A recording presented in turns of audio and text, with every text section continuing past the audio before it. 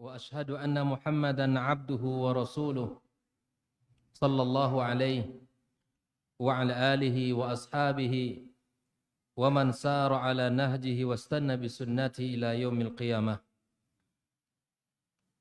قال تبارك وتعالى في محكم تنزيله: يا أيها الذين آمنوا اتقوا الله حق تقاته ولا تموتن إلا وأنتم مسلمون. ربنا هب لنا من أزواجنا وذرياتنا قرة أعين واجعلنا للمتقين إماما. أما بعد، kaum muslimin dan muslimat, al-hadirin wal hadirat, al-musyahidin wal musyahidat, rahimakumullah. Alhamdulillah, puji dan syukur marilah senantiasa kita ucapkan kepada Allah Rabbul Izzati wal Jalalah atas izin dan kehendaknya kita bisa melaksanakan perencanaan kita. Atas izin Allah Azza wa Jalla kita bisa berkumpul di rumahnya yang mulia ini dalam rangka kita belajar menuntut ilmu sebagai kewajiban bagi orang yang beriman, melaksanakan perintahnya, menjalankan agamanya sesuai dengan syariat Nabi kita sallallahu alaihi wasallam. Apalagi yang kita bicarakan sesuatu yang sangat urgen dalam kehidupan kita, tentang kehidupan rumah tangga. Karena sesungguhnya rumah tangga yang baik, rumah tangga yang diisi oleh orang-orang yang saleh, anak-anak yang baik dan anak-anak yang saleh, keluarga yang didirikan di dalamnya syariat agama Allah ini, ditegakkan sunnah-sunnah Rasulullah sallallahu alaihi wasallam, sejatinya keluarga itulah yang sangat dibenci oleh syaitan. Karena target utama syaitan menghancurkan keluarga ini, mencerai-beraikan orang-orang yang ada di dalamnya. Sebagaimana Rasulullah sallallahu alaihi wasallam menjelaskan dalam sebuah sabdanya ketika Iblis mengumpulkan pasukan yang telah diutus untuk bertugas menggoda manusia, maka masing-masing melaporkan apa yang telah ia kerjakan. Yang satu melaporkan telah bisa menjadikan orang meninggalkan ibadah salatnya, yang satu melaporkan dia telah mampu menjadikan orang menggoda dia agar minum khamr dan sebagainya. Tapi apa yang diberikan, yang dilaporkan itu tidaklah menjadi hal yang penting. Tidak ada yang spesial.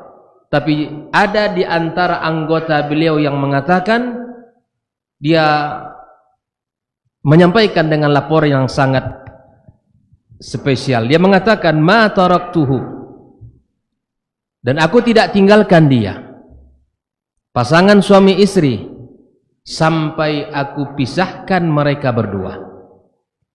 Sehingga laporan itu diterima dengan baik, dan bahkan dikatakan kepadanya, anta ni'mal jund, engkau adalah prajurit yang hebat. Maka dari sinilah bahwa Syekhul Islam Ibnu Taimiyah mengatakan bahwa di antara tujuan yang paling tertinggi syaitan adalah menghancurkan kehidupan rumah tangga kita. Oleh karenanya ikhwafillah rahimakumullah, karena dia merupakan benteng dalam kehidupan kita. Rumah adalah tempat perlindungan keluarga, istri dan seluruh anggotanya. Maka perlu kita belajar, perlu kita untuk berilmu, perlu kita mengetahui tugas dan kewajiban kita, sehingga rumah tangga kita menjadi rumah tangga yang kokoh dan dicintai oleh Allah, dan diberikan keberkahan dalam kehidupan rumah tangga ini. Ikhwafillah rahimakumullah, Rasulullah sallallahu alaihi wasallam telah mengajarkan satu doa kepada kita di saat seorang pengantin telah melaksanakan ijab dan kabulnya, maka seluruh kita, dari keluarga yang terdekat, dari sahabat dan seluruh teman, jiran tetangga, kolega, semuanya mengatakan satu doa yang telah diajarkan oleh Rasulullah sallallahu alaihi wasallam. Masih hafal doanya? Masih hafal? Barakallahu laka wa baraka alaika wa jama'a bainakuma fi khairin. Atau siapa yang mau didoakan? Mau didoakan, Bang? Mau didoakan lagi enggak? Barakallahu laka wa baraka alaika. Semoga Allah Subhanahu wa taala memberkahi kamu dalam kondisi senang dan memberkahi kamu dalam kondisi sulit, dan semoga Allah mengumpulkan kalian berdua dalam kebaikan. Maka dari sinilah bahwa pondasi kehidupan rumah tangga itu adalah keberkahan, dan rumah tangga yang bahagia adalah rumah tangga yang berkah. Karena sesungguhnya di dalam keberkahan itu, kata para ulama, maknanya az-ziyadah wan-numu was-sa'adah. Ziyadatul khair, bertambah kebaikan, bertambah amal saleh, bertambah kecintaan kepada sunnah Nabi sallallahu alaihi wasallam, dan berkembang berbagai macam kebaikan. Makanya rumah tangga itu, kata para ulama, adalah ibadah yang paling terpanjang durasinya. Sejak kita ijab dan kabul, disitulah mulai titik kebaikan, mulai nilai-nilai kebaikan itu kita semai bersama dalam pasangan kita, sampai nanti Allah takdirkan berapa tahun bersamanya. Maka perjalanan yang panjang ini butuh ilmu, sehingga yang menjadi pondasi kehidupan rumah tangga adalah keberkahan. Maka siapapun yang tidak mendapatkan keberkahan, maka akan sulit akan merasakan bahagia, Pak. Walaupun dia punya rumah yang lapang, walaupun punya kendaraan mungkin tidak satu, walaupun mungkin perdagangannya sangat maju, tapi tidak Allah titipkan keberkahan, maka dia tidak akan merasakan kebahagiaan. Maka rumah tangga yang bahagia, rumah tangga yang Allah limpahkan padanya keberkahan. Oleh ikhwafillah rahimakumullah, Allah Subhanahu wa taala mengatakan kepada Nabi Ibrahim alaihi salam, "Wa basyarnahu bi Ishaqa nabiyyan minas salihin." Kami berikan kabar gembira kepada Ibrahim dengan lahirnya seorang anak yang bernama Ishaq minas salihin, tergolong kepada Ishaq nabiyyan minas salihin, seorang nabi yang saleh. Seorang nabi kemudian tergolong kepada hamba Allah yang saleh. Wa barakna alaihi wa ala Ishaq. Kami berkahi dia dan kami berkahi Ishaq. Allah tumbuhkan kebaikan pada diri Ibrahim, Allah tumbuhkan kebaikan pada keluarganya, sehingga apa ikhwafillah, Ibrahim alaihissalam digelar dengan Abul Anbiya. Apa artinya? Bapaknya para nabi. Dari kedua istri beliau, Sarah dan Hajar, kemudian lahirlah anak-anak yang dipilih Allah menjadi para nabi, menjadi para rasul. Dari Ishak kemudian lahir, dari Ishak siapa lagi? Ishak. Ya'qub alaihissalam, dari Ya'qub lahir Yusuf. Dan dari Hajar Nabi Ismail alaihissalam, dan darinya Nabi kita Muhammad sallallahu alaihi wasallam. Makanya ketika Allah katakan kepada Ibrahim alaihissalam, ya, aku jadikan kamu wahai Ibrahim imaman, sebagai seorang pemimpin bagi manusia. Setelah Allah berikan janji kepada Ibrahim alaihissalam, maka dia mengatakan, dia minta untuk anak dan keturunannya. Makanya dalam disinilah para ulama mengatakan, kalau kita meminta kepada Allah minta untuk diri kita dan minta untuk anak-anak kita sekalian. Ikhwafillah rahimakumullah. Ketika Nabi Nuh alaihissalam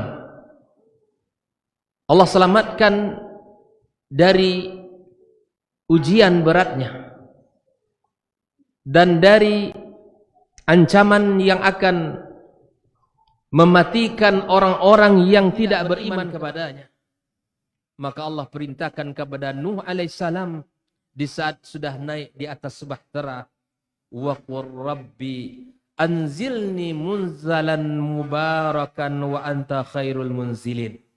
Itulah doa Nabi Nuh alaihissalam. Katakan wahai Nuh, kata Allah, Rabbi, wahai Rabbku, anzilni munzalan mubarakan, berikan kepadaku kedudukan yang diberkahi, kedudukan yang Allah berikan kepadanya, yang diberkahi dimanapun, karena sesungguhnya engkau adalah zat yang maha memberi keberkahan. Allah yang menentukan keberkahan itu, ikhwafillah. Maka minta kepada Allah tabaraka wa ta'ala. Dari sinilah pentingnya kita mencari keberkahan dalam kehidupan rumah tangga. Yang pertama, ketika keberkahan itu sudah Allah berikan kepada kita, maka akan terlahirlah berbagai macam kebaikan di sana. Karena itulah Nabi Ibrahim meminta, dan Nabi Isa juga meminta, dan para anbiya juga meminta. Yang kedua, di antara pentingnya keberkahan dalam kehidupan kita, khususnya rumah tangga, maka para anbiya dan orang-orang saleh semua mereka meminta keberkahan. Ketika Nabi Ibrahim alaihissalam, di saat dia datang berkunjung kepada keluarganya dan mengatakan, "Madza ta'amukum wa ma syarabukum?" Apa yang kalian makan dan kalian minum? Maka keluarganya mengatakan, "Ta'amunal laham wa syarabunal ma." Yang kami makan adalah daging, yang kami minum adalah air. Lalu kemudian Nabi Ibrahim mengatakan, "Allahumma barik lahum fi ta'amim wa syarabihim." Ya Allah, berkailah makanan mereka dan berkailah minuman mereka. Kalau makanan ini berkah, dia akan datang tenaga, kekuatan, lalu dia bisa dengan kekuatan itu melakukan ketaatan ibadah kepada Allah Subhanahu wa taala. Begitulah yang kita inginkan. Bukan sekedar kita makan dan minum, bukan sekedar kita bisa mendapatkan kenikmatan, tapi kita berharap, Pak, dari kenikmatan itu kita berharap keberkahan, lahir darinya kebaikan-kebaikan. Begitu juga dengan Nabi kita sallallahu alaihi wasallam mengatakan keberkahan di dalam segala urusan.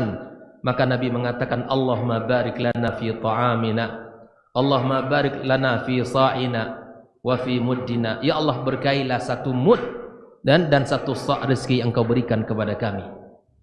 Maka keberkahan bukan tergantung kepada banyaknya, tapi keberkahan akan sangat seiring dengan apa? Dengan yang dirasakan dari apa yang ia nikmati.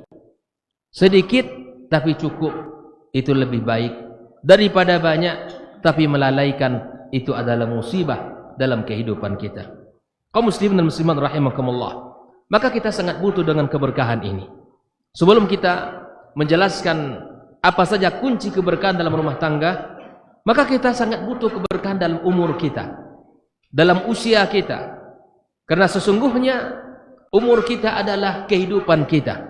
Itulah yang dikatakan oleh Al-Hasan Al-Basri ketika dia menjelaskan bahwa yabna Adam, innama anta ayyamun. Wahai anak manusia, kamu itu adalah hari-hari saja, kumpulan hari-hari yang kau lewati. Fa idza dhahaba yawmun dhahaba ba'du. Kalau satu hari sudah terlewat, tak mungkin kita akan balik. Tak akan mungkin kita akan bisa mengulangi kembali apa yang telah kita lewati itu. Maka jadilah kita di hari itu dengan kebaikan, dengan amal saleh, dengan ketaatan yang bisa kita lakukan. Jangan kita tunda-tunda kebaikan sampai esok hari, karena kita tidak ada jaminan bisa hidup sampai sekian hari ke depan. Kita lihat di antara para ulama yang sangat berkah usianya, seperti Imam Bukhari rahimahullah ta'ala. Beliau bisa mengumpulkan ratusan ribu hadis dengan usia yang disebutkan oleh para ulama dengan usia 65 tahun.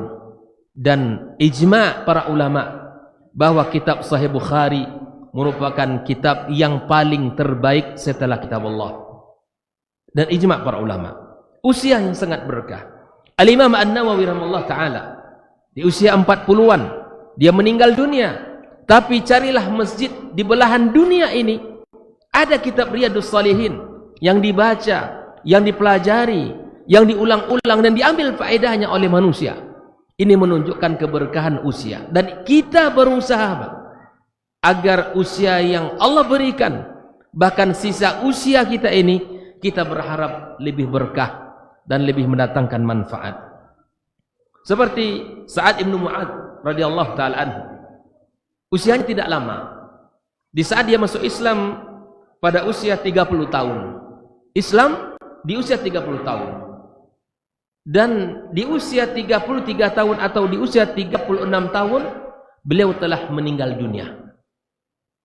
Berjihad di jalan Allah.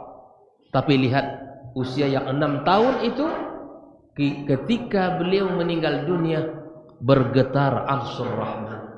Usianya tidak lama di dalam keislaman, tapi berkahnya bukan main.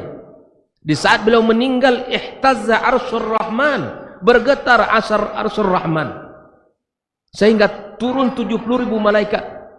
Nabi sallallahu alaihi wasallam bergegas untuk menyelamatkan beliau, menyiapkan, kata Nabi SAW, bersegeralah kita untuk menyiapkan dia, jangan sampai para malaikat lebih dahulu daripada kita. Inilah seorang yang memiliki umur yang barokah. Waktu misalnya, waktu kita butuhkan, waktu kita ini berkah. Kita sama-sama 24 jam sehari semalam. Ada orang yang sudah tidur 10 jam, ketika dia bangun merasa belum tidur sama sekali.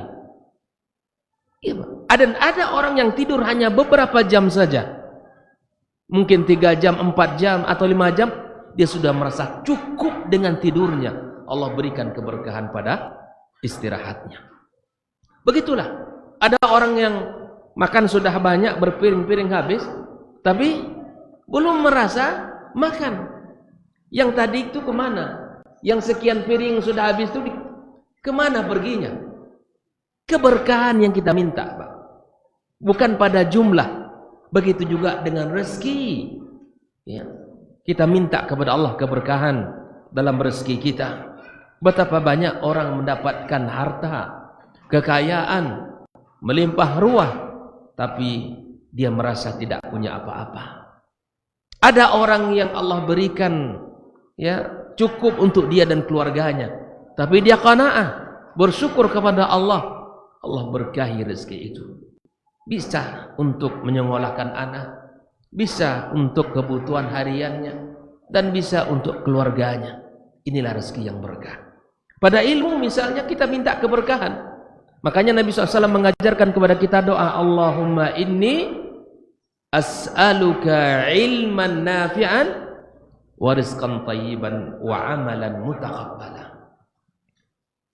Kita minta keberkahan pada umur kita, pada waktu kita, pada rezeki kita, pada ilmu kita, dan pada rumah kita, dan pada pasangan kita. Kita minta keberkahan semuanya. Kalau kita ingin mendapatkan keberkahan di dalam kehidupan rumah tangga kita, maka perhatikanlah apa yang dikatakan oleh Allah Subhanahu wa ta'ala. Yang pertama, Allah menggambarkan tentang keberkahan yang akan Allah berikan di dalam surat Al-A'raf. Allah sebutkan di dalam sebuah firman-Nya, walau anna ahlal qura amanu wattaqau lafatahna alaihim barakatim minas sama'i wal ardi. Andaikan suatu negeri itu mereka betul-betul beriman dan bertakwa kepada Allah, lafatahna alaihim barakat, kami bukakan kepada mereka keberkahan-keberkahan dari langit dan bumi.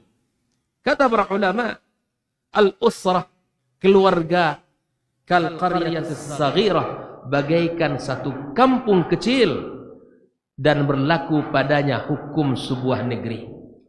Kalau negeri itu penduduknya beriman dan bertakwa, Allah akan turunkan keberkahan pada negeri itu. Begitu juga dengan sebuah keluarga. Kalau penghuni rumah itu mulai dari suami, istri, anak-anaknya beriman dan bertakwa kepada Allah, akan Allah berikan keberkahan pada mereka. Allah tambahkan kebaikan. Allah tumbuhkan kecintaan di dalam amal saleh. Mereka saling membantu dalam kebaikan. Waktu terasa indah. Harta yang Allah titipkan melahirkan banyak manfaat. Ilmu yang didapat ketika belajar ngaji bisa diamalkan. Itu keluarga yang berkah. Allah berikan kepadanya kebaikan. Maka kalau ingin keluarga kita berkah, maka wujudkan keimanan, wujudkan ketakwaan dalam kehidupan rumah tangga kita.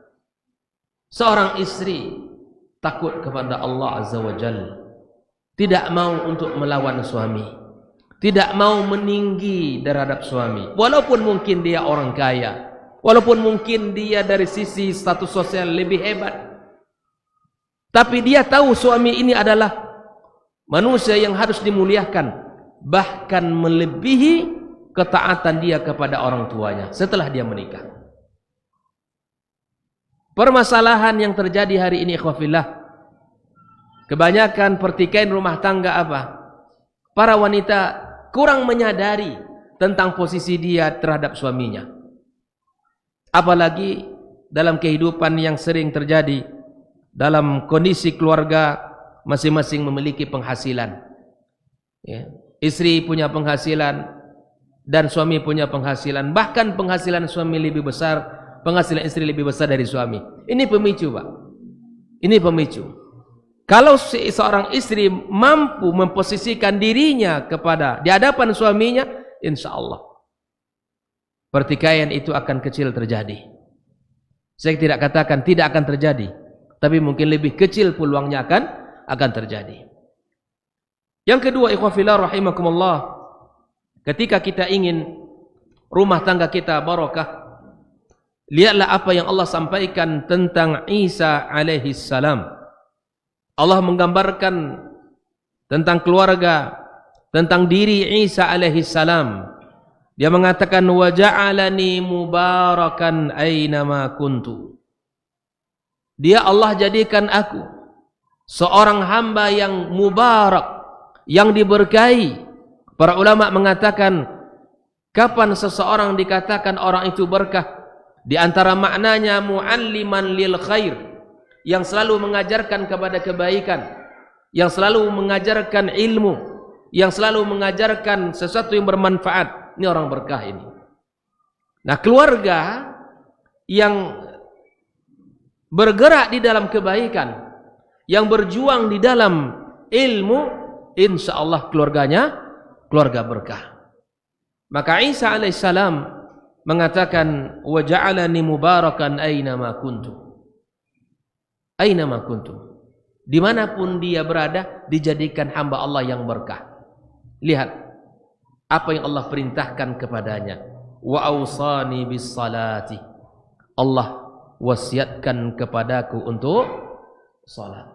Maka kalau ingin dirinya berkah, keluarganya berkah, dirinya berkah, anak keturunannya berkah, maka dirikan dalam rumah tangga itu salat. Bukan sekedar salat. Kalau sekedar salat dan dia mengabaikan, Allah telah gambarkan, fa khalafa min ba'dihim khalfun. Ya, ada nanti sebuah generasi akan datang setelah mereka. Ada ussalah. Mereka bukan meninggalkan salat, bukan tidak salat, tetapi mereka generasi yang ditinggalkan, generasi yang mengabaikan salat, yang menyia-nyiakan salat. Salat sudah di ujung waktu, istri sudah masuk, hampir masuk waktu asar baru salat. Anak-anak sudah hampir waktu maghrib, baru salat asar. Bahkan wudu zuhur untuk wudu salat asar. Ini melalaikan salat namanya. Maka para ummahat dengan pekerjaan yang di rumah yang sangat banyak, jangan lalaikan salat. Jangan tunda-tunda melaksanakan salat. Fa khalafa min ba'dihim khalfun ada'us salat wattaba'us syahwat. Generasi-generasi yang mengabaikan salat, kemudian generasi-generasi yang mengikuti syahwat mereka. Maka kalau ingin ikhwafillah diri kita mubarak, diberkahi oleh Allah, anak kita, keturunan kita, maka dirikan salat. Terutama adalah keluarga yang diawali dari suami dan istrinya. Diawali dengan ayah dan ibunya. Karena sesungguhnya ikhwafillah rahimakumullah, anak-anak kita ini kesolehan mereka akan sangat tergantung dengan kesolehan kita. Kesolehan seorang anak akan sangat berpengaruh dengan kesolehan orang tua. Manakala orang tuanya mendirikan salat, ayahnya salat, ibunya salat, maka kemudian insya-Allah anak-anak akan melihat, mencontoh, dan akan mengikuti apa yang dilakukan oleh orang tuanya. Makanya kalau kita tarik usia-usia pendidikan itu usia emas, di saat anak kita di usia 3-5 tahun, itu adalah usia-usia yang sangat mahal untuk kita berikan pendidikan. Karena usia itu kata para ulama yang berfungsi bukan perintah, bukan lisan ayah, bukan lisan ibu, tapi akan membentuk jiwa anak itu adalah perilaku orang tuanya, sikap orang tuanya. Makanya pendidikan yang paling tepat di usia itu adalah al-qudwatul hasanah, suri tauladan yang dicontohkan oleh ayahnya, yang diperlihatkan oleh ibunya. Kejujuran itu akan memberikan pengaruh. Ayahnya jujur, ibunya jujur, ayahnya amanah, istrinya amanah, insyaallah anak-anak akan melihat kepada ayahnya. Sering saya sampaikan bahwa terkadang kita ini tanpa sadar kita yang mengajari anak kita berbohong. Mungkin dia terlalu lelah dan tidak mau ada orang yang datang ke rumah atau ingin bertemu. Dia berpesan kepada anaknya, "Nak, ayah mau istirahat. Kalau nanti ada orang nelpon atau datang ke rumah, katakan ayah tidak ada." "Yolah ya," katanya. Telepon kawan ayahnya, berdering. "Mana ayah?" Kata ayah tidak ada orangnya. Kata ayah tidak ada. Padahal ayahnya di rumah istirahat tidur. Bilang saja kepada anaknya, ajarkan kejujuran. "Nah, ayah capek, ayah lelah, ayah ingin istirahat. Kalau nanti ada teman ayah datang atau nelpon, katakan ayah lagi istirahat." Itu kan jujur namanya. Itu lebih selamat daripada kita membuat alasan dan kemudian itu dusta. Dan Nabi SAW melarang berdusta walaupun dalam keadaan bercanda, enggak boleh. Terkadang sering kita melupakan itu.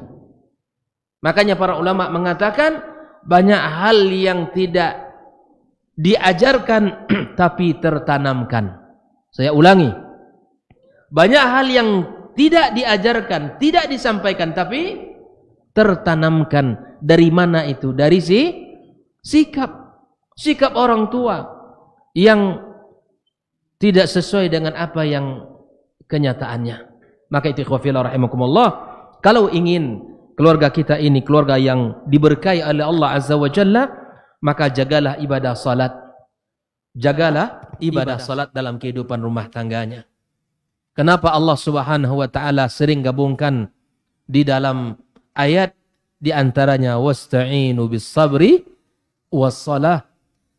Allah Subhanahu wa taala menyuruh kita untuk meminta tolong kepada salat dan kesabaran.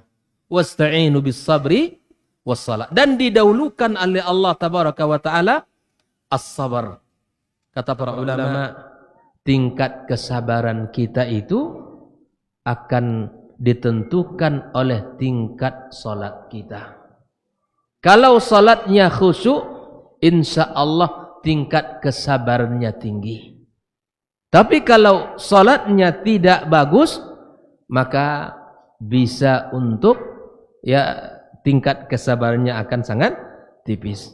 Maka kalau ada jemaah mengatakan, Ustaz, bagaimana saya sabar menghadapi istri saya? Kuncinya perbaiki salat kita. Ustaz, banyak kali masalah saya dengan istri saya. Hampir setiap hari, kurang sabar saya, Ustaz. Gimana caranya?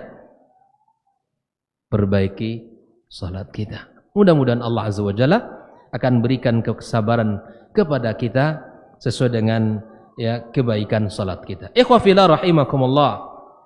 Itulah salat, bahwa dia akan memberikan pengaruh besar dalam kehidupan kita. Kalaulah seandainya keluarga-keluarga ini menginginkan keluarga yang sakinah, keluarga yang penuh dengan cinta kasih dan kebaikan, tetapi mereka tidak salat, sungguh sangat jauh dari apa yang diinginkan. Bagaimana mungkin keluarga itu akan bahagia, Pak? Bagaimana mungkin rumah tangga itu akan menjadi keluarga yang sakinah, mawaddah warahmah, sementara rumah dia yang ia tempati tidak tersambung dengan rumah Rabbuna tabaraka wa ta'ala. Rumah muslim yang jauh dari rumah Allah, penghuni rumah itu tidak terhubung dengan rumah Allah. Bagaimana mungkin kebaikan itu akan bisa dirasakan, kebahagiaan itu bisa dinikmati? Tidak akan mungkin, Pak. Karena ketika rumah itu terputus dengan rumah Allah, maka terputuslah berbagai macam kebaikan. Bukankah rumah Allah itu tempat kita mendapatkan cahaya? Fi buyutin azinallahu an turfa'a wa yuzkara fiha ismuhu. Di rumah Allah diizinkan Allah untuk diangkatkan namanya, ditinggikan, disebutkan Allah Azza wa Jal. Lalu kemudian orang-orang yang menginginkan kebahagiaan-kebahagiaan tapi tidak datang ke rumah Allah, ini sungguh sangat-sangat jauh untuk mendapatkan kebahagiaan. Maka kalau ingin bahagia rumah tangga kita, sambungkan rumah kita dengan rumah Allah Azza wa Jalla.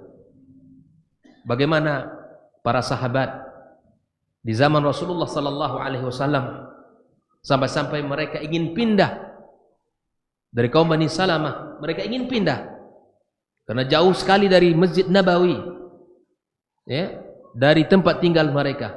Kata Nabi, jangan pindah, karena sesungguhnya bekas langkah kalian itu akan dicatat di sisi Allah Subhanahu wa ta'ala. Bagaimana para sahabat berkumpul di rumah Allah Azza wa Jalla setiap hari, setiap pagi. Nabi sallallahu alaihi wasallam memberikan nasihat, memberikan bimbingan, menyampaikan ayat jika ada turun di malam harinya, berkisah di depan para sahabat, menguatkan ukhuwah di antara mereka. Itulah fungsi masjid. Maka sering kita dengar, kan?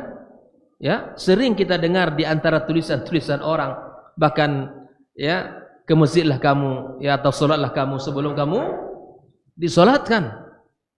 Dan ke rumah Allah ini bukan masalah jarak, bukan masalah sehat badan dan fisik, bukan, tetapi masalah hati dan keimanan, Pak. Banyak orang bisa maraton sekian kilo, bahkan bersepeda sekian kilo, tapi jarak rumahnya dengan rumah masjid hanya berapa ratus meter, tidak bisa kakinya melangkah ke rumah Allah ini. Masalah hati dan masalah iman. Sudah jelas Nabi kita mengatakan, idza ra'aitar rajula ya'tadul masjidah fashhad lahu bil iman. Kalau engkau melihat seorang laki-laki yang terus bolak-balik dari rumahnya ke masjid, kemudian balik lagi ke masjid lagi di waktu salat, persaksikan dia adalah laki-laki beriman. Kalau ada pemuda yang seperti ini, Pak, ingin cari menantu, tandai laki-laki itu. Anak bujang semakin semangat salat setelah ikut. Oh, nampak-nampaknya ada bapak-bapak yang menandai saya nih. Ya. Luruskan niat ke masjid, gitu kan? Tapi ketika seseorang memiliki niat yang lurus, Allah akan berikan itu, akan hadirkan. Karena memang yang menjadi dasar seseorang kalau ingin mencari menantu, maka yang dicari adalah kesolehannya. Nabi sallallahu alaihi wasallam mengatakan, "Idza ja'akum man tardawna dinahu wa khuluquhu fazawwijuh." Kalau ada laki-laki yang kalian ridhai agamanya, kalian ridhai akhlaknya. Nabi tidak menyebutkan kalian ridhai penghasilannya. Hari ini kan yang menjadi penghalang anak muda menikah hari ini apa? Pertama, ya, pertanyaan pertama yang diajukan kepada calon, berapa penghasilanmu nak? Di mana kamu kerja? Ndak pernah ditanya nak. Leka masa jiwangnya yong. Ndak. Karena itu ndak penting bagi sebagian orang. Yang penting posisi penghasilannya aman. Lihat Pak, kisah Asia, istrinya Fir'aun. Kurang apa kehidupan di istana, megah, luas, punya seluruh pelayan disiapkan untuk dia, makanan, buah-buahan, keinginan semua tersedia. Tapi memang dasar suami yang tidak beriman kepada Allah, sehingga dia minta kepada Allah agar dibangunkan rumah di surga. Makanya kalau cari menantu, jangan yang cocok itu penghasilannya saja. Yang mesti menjadi ukuran standar kita adalah agama. Karena kadang orang tua hari ini perlu kita sampaikan bab ini. Karena di saat-saat seperti ini terkadang kita lemah, ya. Dan itu bukan tidak dibenarkan menanyakan penghasilan, boleh-boleh saja Pak. Tapi jangan sampai agamanya baik, akhlaknya mulia, tapi penghasilan belum ada, sehingga kita tidak terima lamaran dia. Ini yang harus menjadi peringatan bagi kita bersama. Makanya tidak semua orang yang memiliki kekayaan menghadirkan kebahagiaan, dan tidak bisa menjadi ukuran kebahagiaan bagi kita.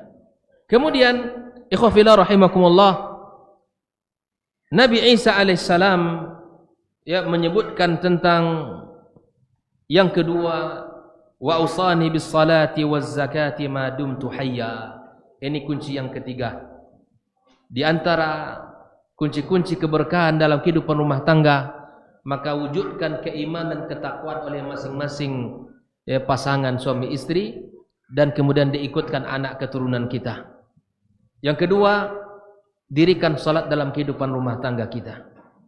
Yang ketiga, ikhwafillah rahimakumullah, adalah di mana kita mengeluarkan zakat, mengeluarkan dari rezeki yang kita miliki untuk kita berikan kepada yang berhak menerimanya.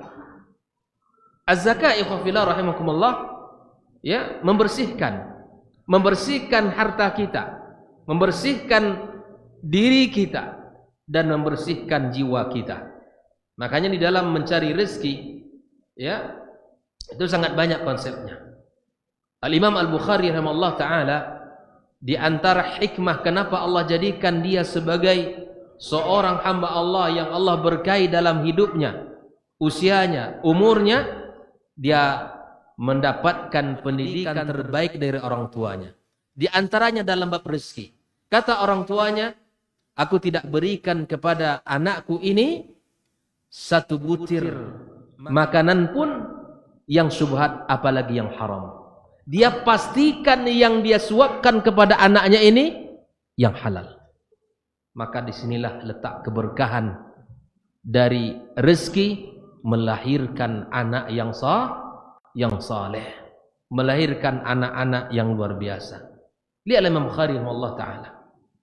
Dan masih banyak contoh-contoh dalam kehidupan kita para ulama yang berusaha memperhatikan masalah rezeki.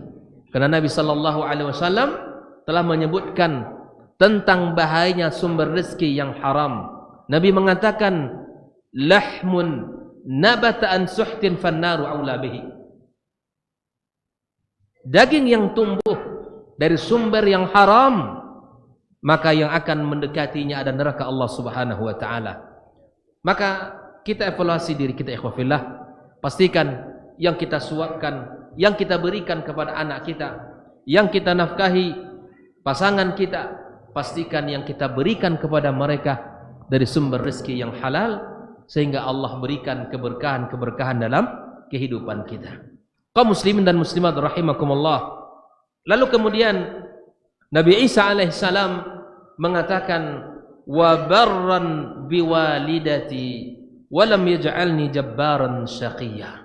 Kunci yang berikutnya agar hidup kita, rumah tangga kita berkah adalah berbakti kepada kedua orang tua kita. Allah Subhanahu wa taala di dalam Al-Qur'anul Karim banyak menyebutkan, menyandingkan antara bakti kita kepada Allah dengan bakti kita kepada orang tua kita.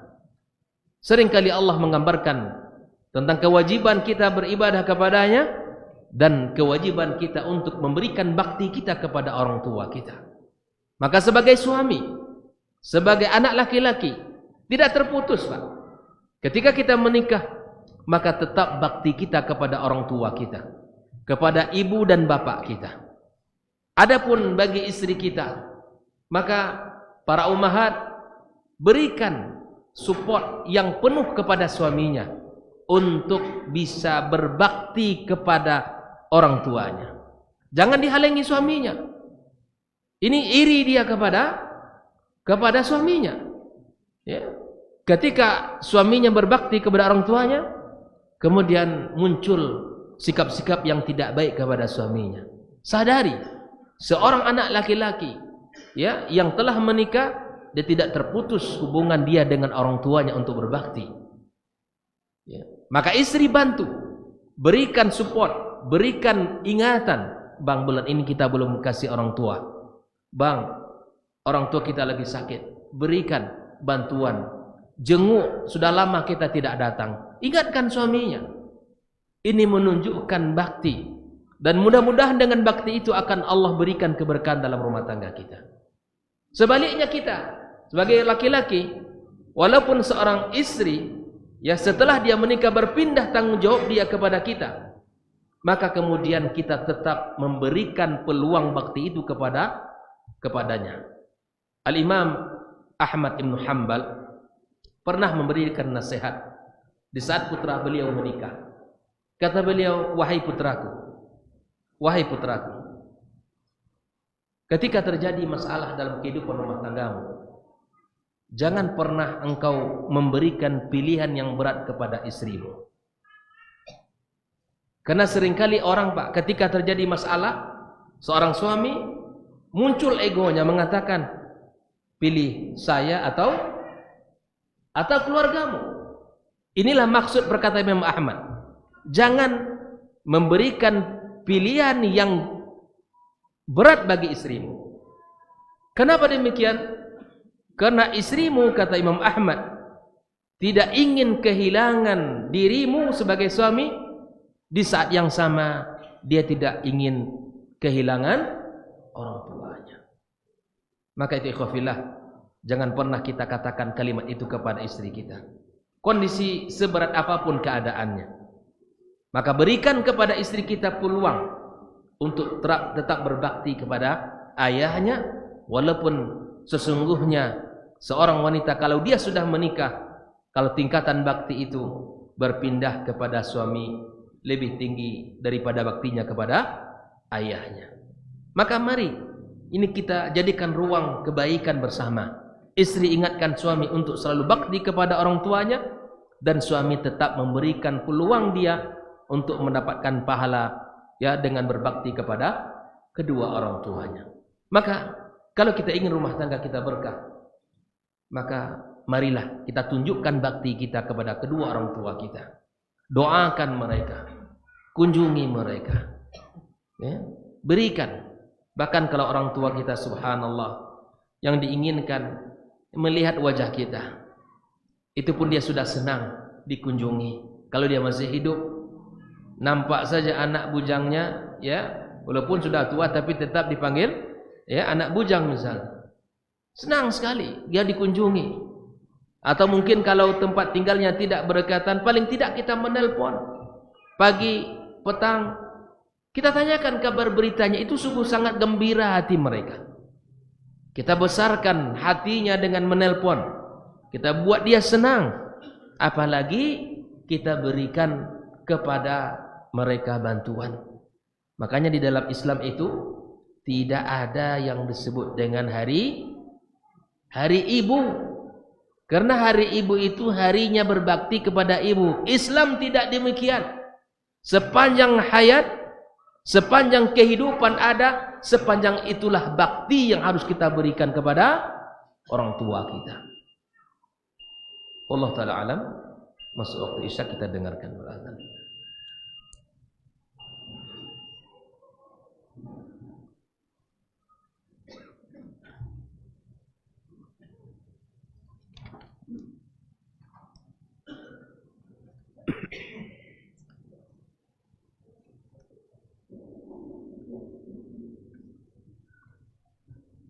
Allahu Akbar, Allahu Akbar. Allahu Akbar.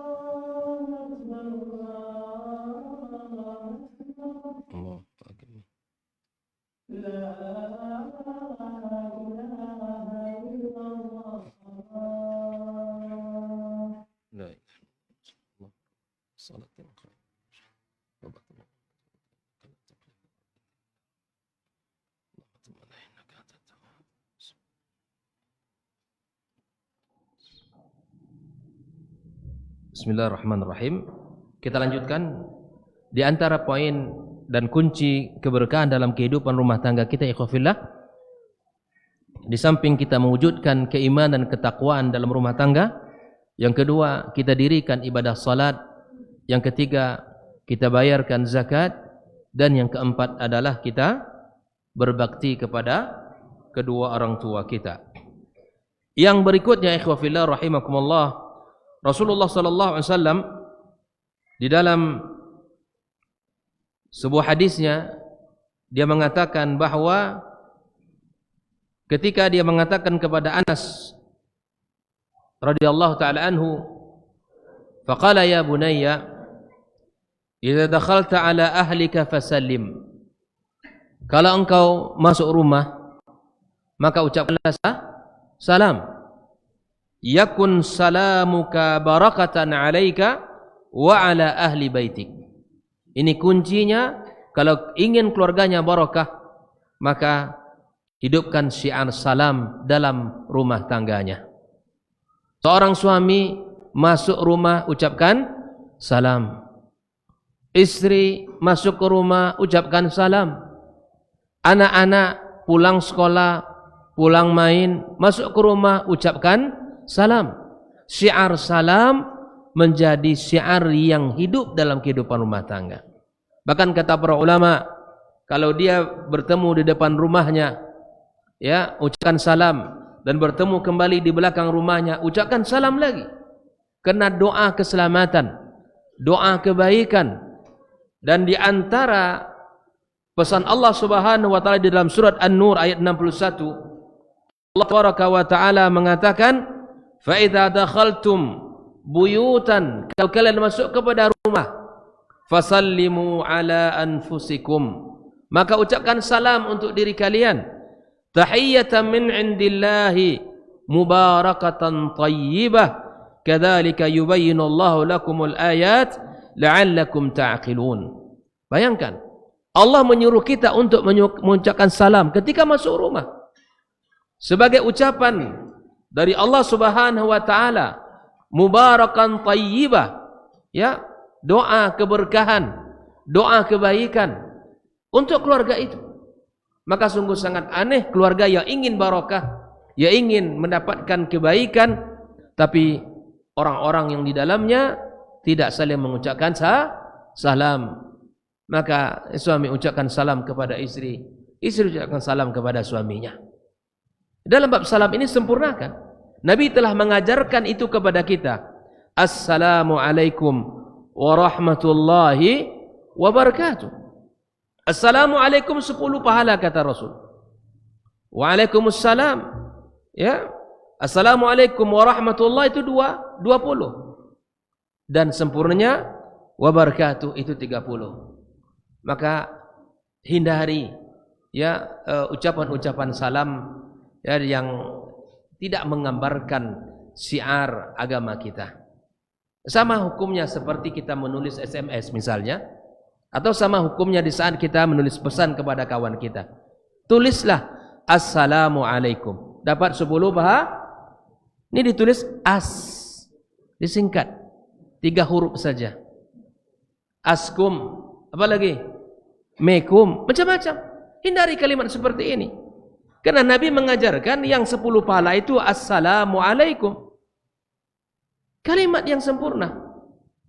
Bahkan sekarang sudah ada yang sudah menulis langsung. Tinggal kita ya ambil. Kirimkan kalimat salam itu kepada saudara kita. Karena dialah ucapan keselamatan, doa untuk saudara kita. Dan di saat kita mengucapkan doa kepadanya, kita pun didoakan oleh malaikat. Maka ikhwafillah rahimakumullah, kita, ya, hidupkan syiar salam ini. Kalau ingin rumah tangga kita barokah, ya, maka syiar-syiar seperti ini mari kita biasakan. Nelpon istri kita, Assalamualaikum, apa kabar dek? Dengan masak nasi, tanyakan siang, abang mau pulang siang ini. Mulailah percakapan kita dengan salam. Mulailah setiap hari kita dengan syiar salam. Nabi sallallahu alaihi wasallam, selesai salat subuh, dia duduk sampai syuruk di Masjid Nabawi, melakukan beberapa aktivitas dengan para sahabat-sahabatnya. Di antaranya disebut dengan pagi berkisah. Nabi selesai salat subuh, menjelang syuruk, Nabi berkisah depan para sahabat, menyampaikan kisah. Kemudian Nabi sallallahu alaihi wasallam, ya, menyampaikan nasihat-nasihat di depan para sahabat. Bahkan pagi itu ada pagi berkisah. Nabi sallallahu alaihi wasallam berkisah. Dan bahkan ada pagi itu Nabi SAW menakwilkan mimpinya. Nabi SAW menakwilkan mimpinya. Dan bahkan jika ada mimpi para sahabat ditakwilkan oleh Nabi kita sallallahu alaihi wasallam. Selesai itu Nabi sallallahu alaihi wasallam mengunjungi rumah dari rumah-rumah istri beliau sallallahu alaihi wasallam. Maka kata para ulama, di antara yang dilakukan Rasulullah sallallahu alaihi wasallam adalah ketika masuk ke rumah istrinya mengucapkan salam terbaiknya di hari itu. Yang kedua, mendoakan pasangannya, mendoakan keluarganya. Coba kita ingat, kapan terakhir kita mendoakan pasangan kita? Dah lama Ustaz.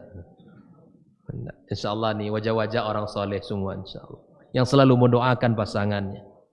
Ibu, kapan terakhir mendoakan pasangannya? Doakan.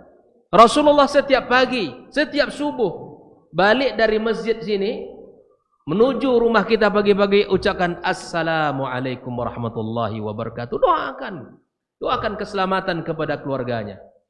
Nabi melakukan itu dan berikan doa terbaik untuk istri kita di pagi itu, ya. Dan bahkan kata sebagian mengatakan, bahkan Rasulullah sallallahu alaihi wasallam memberikan doa, memberikan senyum terbaiknya di pagi itu. Memberikan senyum terbaiknya. Bayangkan, Pak, pagi-pagi itu sudah dimulai kebaikan dalam kehidupan rumah tangga. Memberikan salam terbaik, memberikan senyuman terbaik, dan memberikan doa terbaik. Ini ilmu yang kita dapat dan harus kita amalkan. Nabi SAW selesai berkunjung ke rumah yang satu, pergi ke rumah yang dua. Makanya kata para ulama, Nabi nggak lama kalau di pagi hari itu. Selesai satu rumah dikunjungi, ya tidak lama di situ, hanya menanyakan kabar, kemudian ada yang diminum, ada yang bisa dimakan. Nabi makan. Bahkan Nabi SAW ya minum, lalu kemudian pergi ke rumah berikutnya. Selesai rumah kedua, ke rumah ketiga. Ke rumah ketiga, ke rumah, sampai rumah yang ke-9. Karena Nabi SAW ditemani oleh 9 istrinya di kota Madinah. Ada yang Cina enggak? Lainya. Tapi lay ke bawah. Ya subhanallah. Kalau kita menceritakan indah sekali. Nah di sore hari, subhanallah, di sore hari Nabi SAW juga melakukan hal yang sama. Berkunjung kepada setiap istrinya. Dan rumah terakhir yang dikunjungi oleh Rasulullah SAW adalah rumah yang mendapat giliran di malam itu. Contoh rumah Aisyah. Misalnya, hari itu malamnya Aisyah radhiyallahu ta'ala anha. Maka Aisyah rumah yang terakhir dikunjungi. Tapi ada satu waktu Rasulullah SAW tidak sempat mengunjungi semua istrinya yang 8 itu, dan Nabi langsung ke rumah yang mendapat jatah malam itu. Seluruh istri yang lain datang ke rumah, misalnya ke rumah Aisyah. Misalnya malam itu rumahnya rumah Aisyah radhiyallahu taala anha. Maka seluruh istri yang lain datang ke rumah Aisyah. Ini juga ya kalau kita menceritakan keluarga Rasulullah SAW luar biasa. Tapi lontoan tu di awak lain terjadi macam itu. Belum tahu dan mungkin sulit untuk terjadi seperti itu. Ya, iya. Begitulah ikhwah fillah rahimakumullah. Maka ini syariat ya. Ini adalah agama Allah Azza wa Jalla. Ini adalah ya kalau kita jalani dengan indah, dengan ilmu, insyaallah semua akan memberikan kebaikan. Maka ikhwah fillah rahimakumullah, ucapkan salam itu kepada keluarga kita. Ya. Karena memang kondisi hati kita sangat mudah sekali berubah. Pagi-pagi senyum baik, sore-sore sudah berubah. Jangan sampai sore Ustaz, menjelang zuhur jalan sudah berubah wajah. Saling mendoakan, saling menguatkan hati kita. Kita juga demikian, kita lemah, istri kita lemah. Jangan beri setan ya untuk bisa merusak hubungan kita. Ikhwah fillah rahimakumullah. Ini keberapa ini? Yang kelima. Ya. Di samping mewujudkan keimanan, ketakwaan, mendirikan ibadah salat dalam rumah tangga kita, menghubungkan rumah kita dengan rumah Allah, kemudian membayarkan zakat, yang keempat adalah berbakti kepada orang tua, yang kelima adalah menghidupkan syiar salam. Allah mengatakan tadi, fa idza dakhaltum buyutan fasallimu ala anfusikum tahiyatan minallahi mubarakatan thayyibah kadzalika yubayyinullahu lakumul ayat la'allakum ta'qilun. Yang berikutnya ikhwah fillah rahimakumullah, di antara keberkahan hadir, sebab keberkahan hadir itu adalah dengan kebersamaan. Di antara bentuk kebersamaan itu adalah di saat kita makan. Suatu ketika datang para sahabat kepada Rasulullah sallallahu alaihi wasallam. Ya Rasulullah, dia mengadukan tentang tidak pernahnya merasa kenyang ketika makan. Haulai istaqun Nabi sallallahu alaihi wasallam adamus syaba'. Mereka ini tidak pernah merasa kenyang kalau makan. Makan banyak tapi tidak pernah merasa kenyang. Apa sebab ini? Apa yang salah? Sehingga mereka datang kepada Rasulullah SAW. Faqalu ya Rasulullah, inna na'kul wala nasba'. Kami makan tapi tidak pernah kenyang. Bukan sedikit makannya. Qala Nabi SAW, fala'allakum taftariqun. Barangkali kalian makan terpisah-pisah. Makan sendiri-sendiri. Mansur, mohon maaf kalau ada nama Mansur. Makan sendiri-sendiri. Kalian makan di rumah tangga itu bersama-sama. Ini kondisinya para sahabat yang tidak merasakan rasa kenyang dalam hati mereka. Maka Nabi memberikan solusi, la'allakum taftariqun. Barangkali kalian makannya sendiri-sendiri. Qalu na'am, kami makan sendiri-sendiri ya Rasulullah. Qala fastami'u ala ta'amikum wadhkuru ismallah yubarik lakum fih. Kata Rasulullah SAW, ya berkumpullah kalian ketika makan dan ucapkan nama Allah, Allah akan berkahi makanan kalian. Maka Nabi mengatakan ta'amul wahid yakfilil itsnain. Makanan untuk ukuran satu orang bisa untuk dua. Wa ta'amul itsnan yakfili ats-tsalatsa. Ya, ukuran untuk berdua bisa untuk bertiga. Ukuran bertiga bisa untuk berempat. Ini ukuran berempat bisa untuk sendiri. Ini terbalik. Tidak ada keberkahan. Maka ikhwafillah rahimahullah, kalau selama ini barangkali makan masing-masing, Pak, di rumah kita, ada saatnya kita ya makan bersama dengan keluarga kita. Sepiring berdua itu memang kita ulang lagi lah. Kalau dulu bahasanya di awal-awal pernikahan, ya tak? Seminggu pertama bulan madu, sepiring berdua, segelas berdua. Kini masing-masing jalan makan. Mau makan mana dan ambillah abang situnya. Ya Allah, abang berharap sama inyo makan. Ambil aja lah bang katanya. Dan masak situ hanya. La ilaha illallah. Kita hidupkan keberkahan itu, akan Allah hadirkan itu. Nabi SAW ya menunjukkan hal ini kepada kita. Bahkan subhanallah, Rasulullah SAW bukan hanya sekadar di gelas ya. Daging yang digigit oleh Aisyah radhiyallahu taala anha kemudian diberikan kepadanya. Bahkan di bekas gigitan ibunda kita Aisyah radhiyallahu taala anha, disitulah dia Nabi kita sallallahu alaihi wasallam menggigitnya. Bahkan gelas bekas minuman ibunda kita radhiyallahu taala anha, disitulah Nabi kita sallallahu alaihi wasallam menempelkan mulutnya di sana. Coba keharmonisan, kebaikan bisa kita lakukan. Jangan hanya cerita itu di awal-awal pernikahan kita saja. Kita jadikan kehidupan kita seperti mana Nabi sallallahu alaihi wasallam lakukan. Dalam bab makanan, misalnya kita bersama-sama makan dengan keluarga kita. Ada kau tulis bang? Hah? Selesai dulu ya kita lah ya. Baik. Yang keberapa tadi? Yang kelima. Yang keenam ikhwafillah, yang keenam ya. Yang pertama wujudkan iman dan takwa. Yang kedua apa?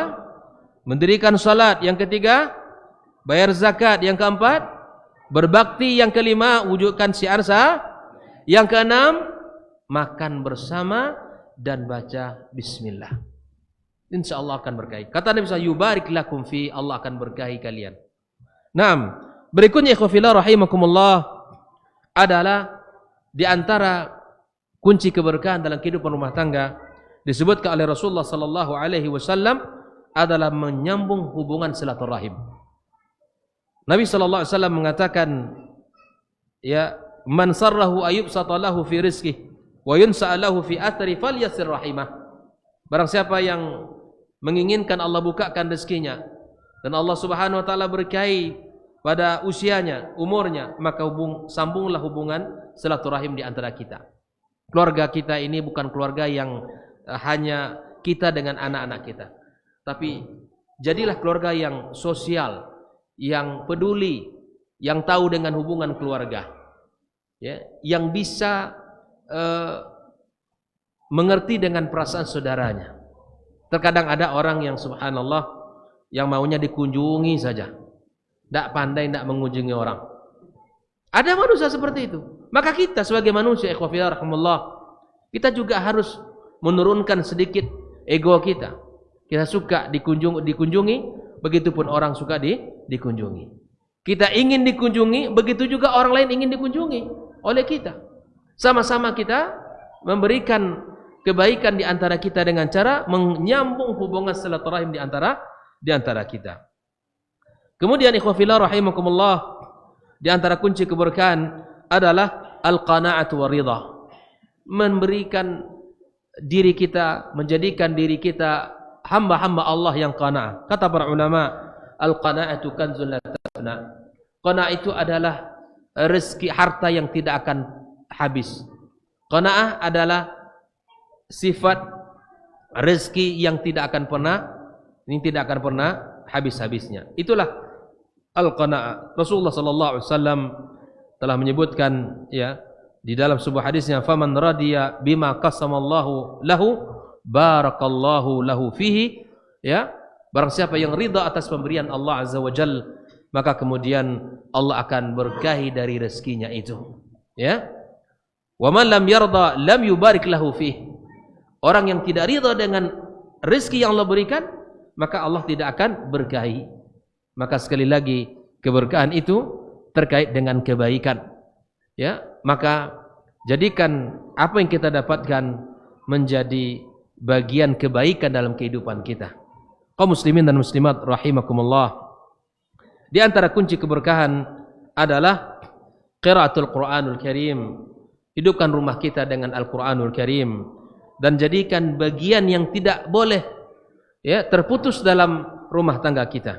Jangan sampai rumah kita ini tidak pernah dibacakan Al-Qur'anul Karim. Jangan sampai rumah kita sepi dari Al-Qur'anul Karim. Suami baca, istri baca. Ya, jangan hanya anak-anak yang disuruh baca Al-Qur'an tapi dia sendiri tidak ngaji yong. Baca Qur'an. Ayah enggak baca Qur'an. Terkadang subhanallah, apalagi bulan Ramadan, anak disuruh ngaji, dia enggak ngaji. Ya. Anak disuruh tadarus, dia tidak mau. Rumah tangga itu harus dihidupkan dengannya. Al-Qur'anul Karim, dilantunkan ayat suci Al-Qur'anul Karim, dibacakan di dalamnya.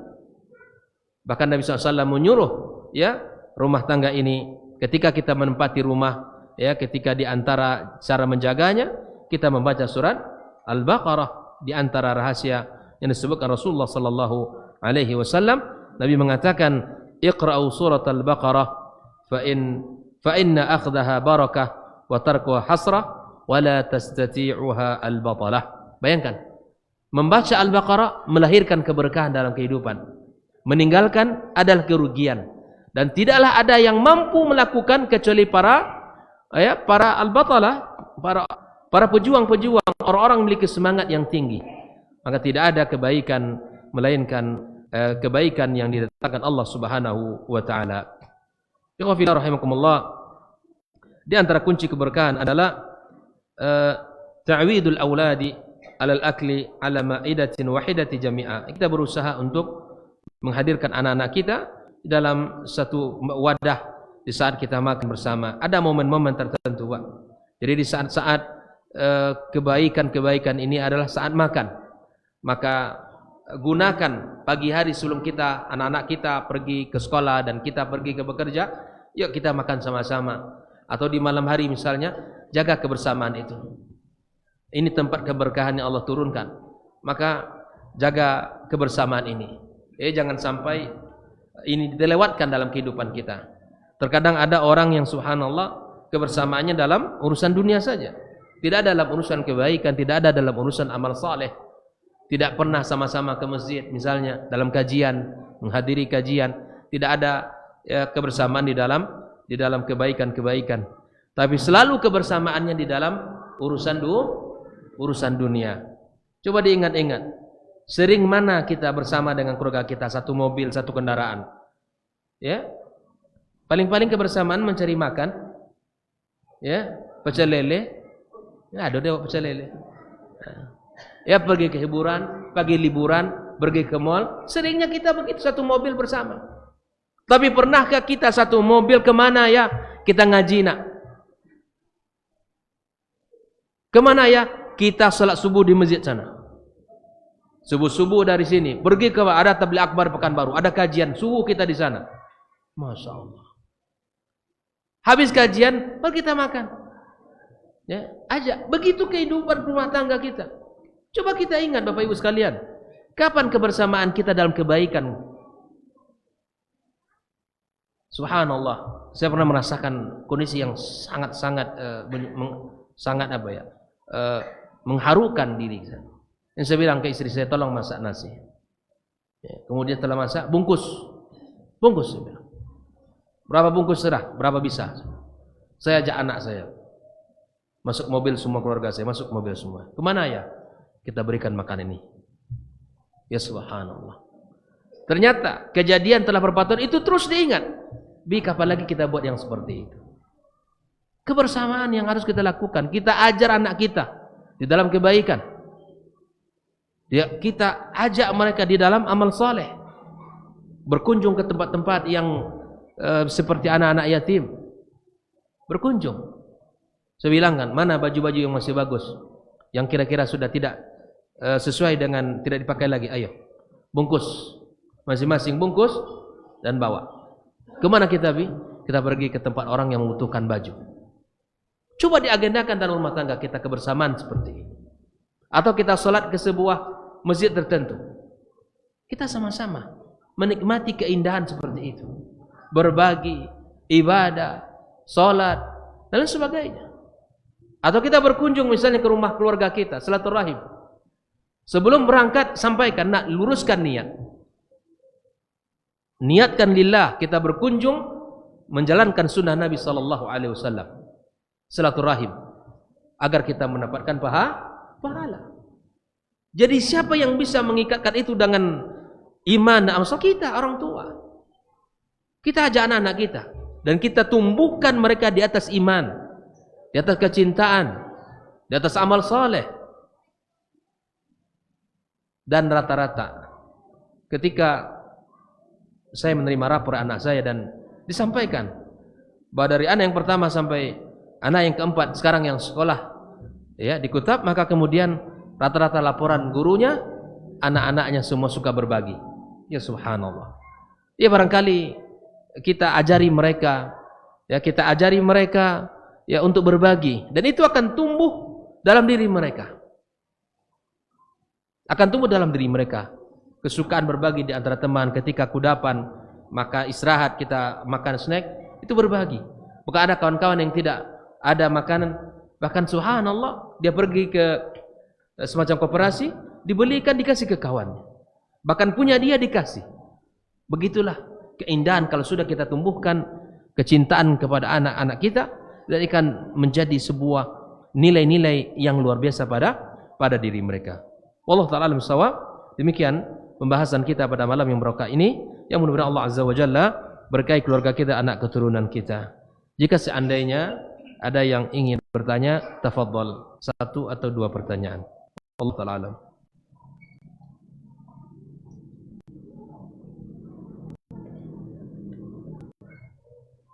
Semoga tidak ada. Ada apa? Baik. Assalamualaikum warahmatullahi wabarakatuh.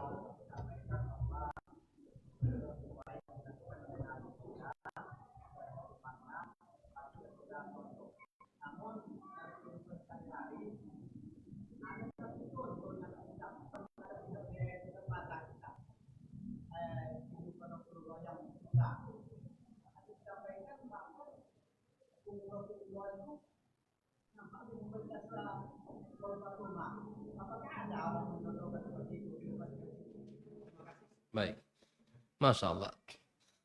Rasulullah sallallahu alaihi wasallam, kisah yang beliau sampaikan tentang kehidupan Nabi kita alaihi salatu wassalam, misalnya di saat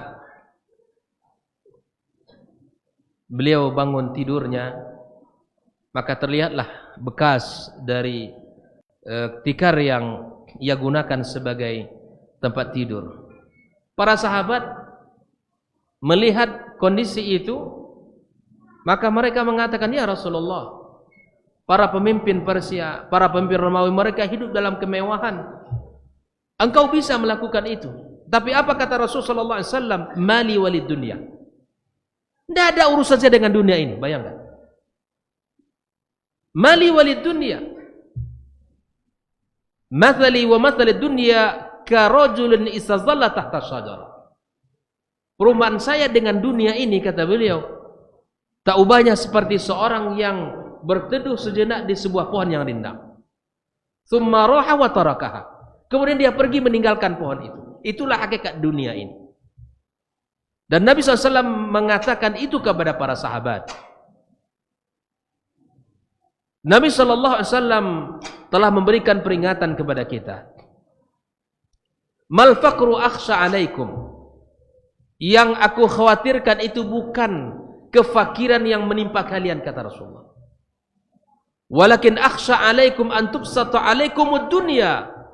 Yang aku khawatirkan kepada kalian, Allah bukakan kunci-kunci dunia ini. Dibukakan Allah kepada kalian, kata Rasulullah.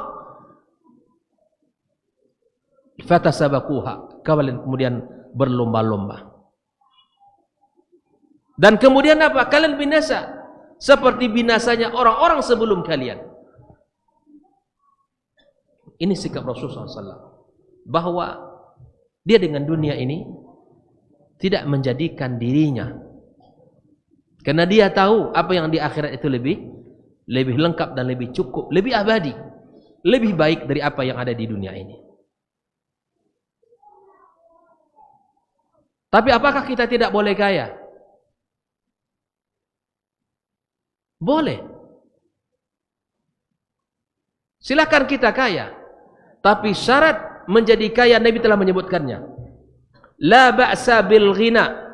Tidak mengapa kalian kaya, kata Rasulullah SAW. Tidak masalah. Illa liman ittaqa. Syaratnya kalian kalau kaya harus bertakwa. Ini syaratnya. Makanya kata Nabi SAW, ketika harta itu berada pada orang saleh, Nabi katakan ni'mal malus saleh biyadi rajuli saleh. Harta yang baik itu berada pada orang yang baik. Kalau orang baik kaya, banyak manfaat bagi umat. Orang yang saleh kaya, dia bisa bangun masjid, dia bisa bangun lembaga pendidikan, dia bisa membantu para fuqara dan masakin, anak-anak yatim, ya, diberikan kafalah kepada mereka. Banyak manfaatnya. Dakwah hidup, kegiatan-kegiatan disupport sama dia. Tapi coba kalau orang kayanya tidak bertakwa, yang terpikir sama dia hanya liburan keluarganya ke Singapura, pergi ke Thailand, pergi ke Malaysia, nak pergi ke Mekah, umrah pun nak pergi dia. Itu yang teringat sama dia. Yang teringat apa? Membangun istana.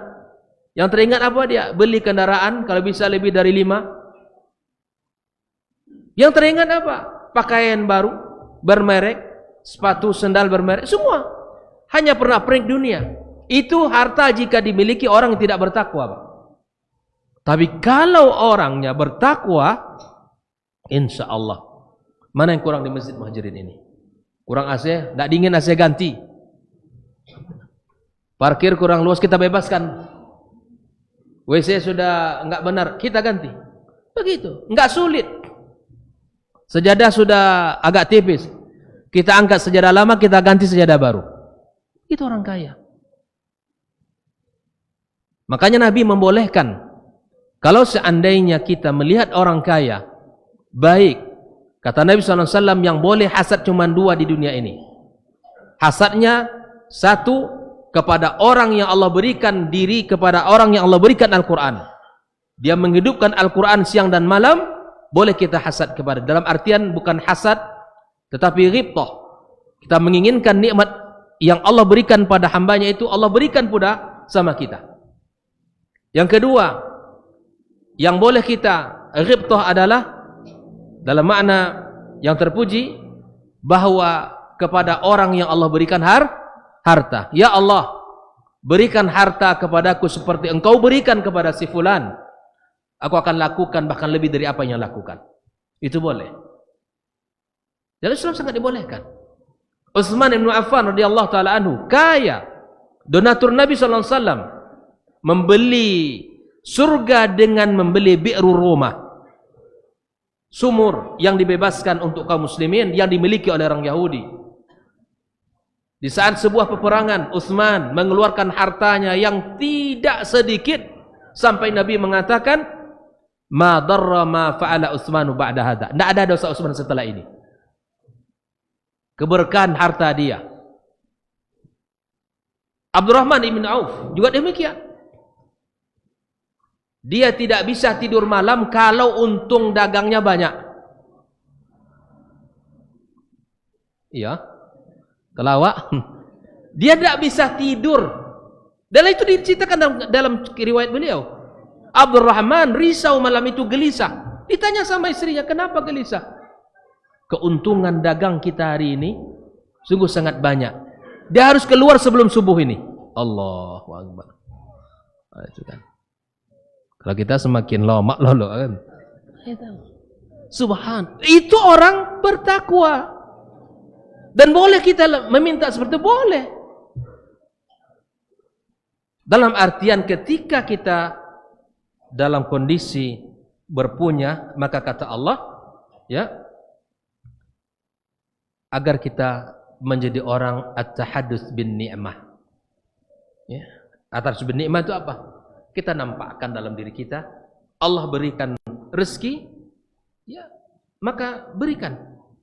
Kalau baju sudah layak diganti-ganti. Kalau sepatu sudah layak diganti-ganti. Sendal sudah layak diganti-ganti. Ya kan? Itu namanya tahadus bin ni'mah, kata Rasul. Falyura min athari ni'amihi. Nampakkan kalau Allah beri nikmat sama kamu. Jangan disimpan dulu, Bang.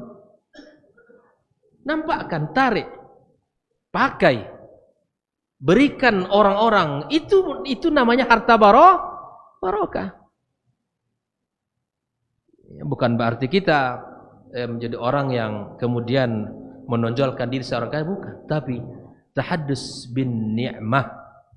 Harus bin ni'mah. Kita ya mencoba untuk menampakkan nikmat itu dalam diri kita. Makanya Rasulullah SAW ketika ditanya oleh seseorang, ya Rasulullah, kalau saya punya rezeki, apa yang saya lakukan? Kata Nabi SAW, pakai oleh kamu. Laki-laki yang bertanya, kalau saya punya penghasilan, apa yang saya lakukan? Kata Nabi SAW, pakai oleh kamu. Kata dia, kalau saya punya harta yang lain, berikan kepada keluargamu. Kalau saya punya penghasilan yang lain, berikan kepada yang membantu kamu di rumahmu. Kalau saya punya penghasilan yang lain, kata Nabi SAW, apa? Engkau yang lebih faham, jadikan itu sebagai ya tabungan ataupun perencanaan masa depanmu. Jadi ikhwafillah, itulah urutan kita dalam menggunakan rezeki.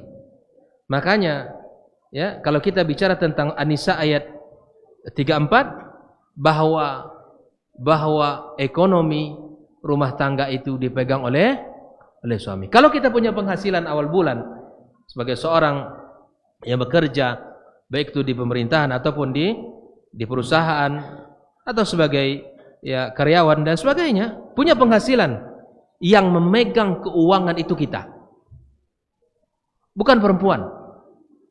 Islam mengajarkan kepada kaum laki-laki, ar-rijalu qawwamuna 'alan nisa bima faddalallahu ba'dahum 'ala ba'din wa bima anfaqu min amwalihim. Allah jadikan kita ini pemimpin karena kita menginfakkan sebagian daripada rezeki kita. Bayangkan, disitulah letak qawwam kita. Maka dengan rezeki yang kita berikan itu, kita tunjukkan bahwa kita adalah orang yang bertanggung jawab dalam kehidupan rumah tangga kita. Jadi kalau seandainya memang dalam kondisi kita memiliki harta, tidak masalah, kita nikmati. Bukan berarti kita harus ya tidur di atas tikar yang harus berbekas dalam diri. Nah, artinya bahwa posisikan ketika kita kondisi apapun, kita tetap bersyukur kepada Allah Subhanahu wa taala. Ya, dalam kondisi apapun kita bisa bersyukur. Dalam kondisi bahagia kita bisa bersyukur. Dalam kondisi susah kita tetap bisa bersyukur kepada Allah dan meniru Nabi kita sallallahu alaihi wasallam dalam kondisi apapun. Ya. Nabi SAW ketika pulang dari sebuah peperangan, saya teringat peperangan apa ya? Ketika itu para sahabat gembira semuanya karena banyak ghanimah. Kata ni abshiru. Gembiralah kalian, bergembiralah. Pakailah, ambil. Nabi sangat mampu untuk mengambil haknya. Bahkan tercatat dalam sejarah bahwa Rasulullah sallallahu alaihi wasallam harta-harta yang diberikan, ya, yang dia miliki diwakafkan di jalan Allah Subhanahu wa taala. Bahkan Mukhairik al-Yahud, seorang Yahudi yang memberikan harta kepada Rasulullah SAW, kebun-kebun yang dimiliki oleh Mukhairik ini, seorang Yahudi, dia masuk Islam, ya Rasulullah, aku berikan harta ini kepada engkau. Harta kebun-kebun yang dimiliki oleh Mukhairik al-Yahud ini yang diberikan kepada Rasulullah, maka Rasulullah SAW wakafkan semuanya di jalan Allah Subhanahu wa taala. Maka siapapun yang memiliki kemampuan, ya, maka rancanglah harta itu agar bisa dibawa mati. Kalau selama ini harta tidak bisa dibawa, sekarang kita katakan harta bisa kita bawa mati. Dengan cara bagaimana? Diwakafkan di jalan Allah Subhanahu wa taala. Harta itu akan kita bawa. Harta itu akan memberikan manfaat kepada kita. Dengan sibuk kita bekerja mengumpulkan harta, lalu tidak ada satu bagian pun yang ternyata kita wakafkan di jalan Allah Subhanahu wa ta'ala. Begitu bang. Jadi kalau kondisi kita bagaimanapun, lakukan. Bahwa kalau kita kondisinya bisa menikmati kehidupan, lakukan. Tapi dalam kondisi susah, ya sudah, kita nikmati. Nabi SAW telah mengajarkan itu kepada kita, dan bahkan para sahabat Ahlus Suffah juga telah mengatakan demikian. Ya, mereka di saat mereka semangat ibadahnya tinggi, tapi mereka punya rasa di hati ini untuk, ya, ada kekurangan dalam diri, sehingga mereka datang kepada Rasulullah SAW, ya Rasulullah, dhahaba ahlud dusuri bil ujur. Orang-orang kaya telah memborong pahala kebaikan. Kami salat, mereka salat, kami puasa, mereka puasa. Tapi satu hal yang tidak bisa kami lakukan, mereka berinfak dengan kelebihan harta mereka. Kata Nabi apa? Apa kata Rasulullah SAW? Bukankah setiap tasbih itu sedekah? Setiap tahmid itu sedekah, setiap takbir itu sedekah, dan setiap tahlil itu sedekah. Maka perbanyaklah sedekah, perbanyaklah mengucapkan tasbih, tahmid, dan takbir dan tahlil. Para ahlu sufa pun demikian, mereka bertasbih. Kemudian orang-orang kaya pun sudah tahu. Ya, rupanya mereka punya, masya Allah, tabarakallah. Lalu kemudian mereka mengadu lagi kepada Rasulullah SAW. Ya Rasul, mereka sudah tahu. Apa yang bisa kami lakukan? Nabi mengatakan, dzalika fadlullah yu'tihi may yasha. Tidak boleh kita iri. Itulah kelebihan yang Allah berikan kepada kita masing-masing. Wallahu taala alam wa sallallahu ala nabiyyina Muhammadin wa ala alihi washabihi ajma'in. Assalamualaikum warahmatullahi wabarakatuh.